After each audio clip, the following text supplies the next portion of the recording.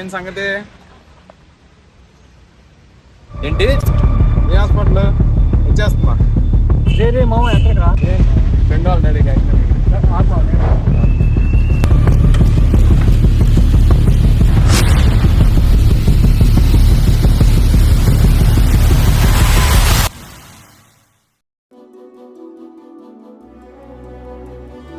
Chocolate blood ఇచ్చేసారు. ఒక మనిషిగా సాటి మనిషిని కాపాడుకోవడం కోసం. మరి ఇలా ఇష్టంగానే రక్తదానం అంత గొప్పదా? నాకు తెలిసి అన్ని దానాల్లో కన్నా రక్తదానం చాలా గొప్పదిరా.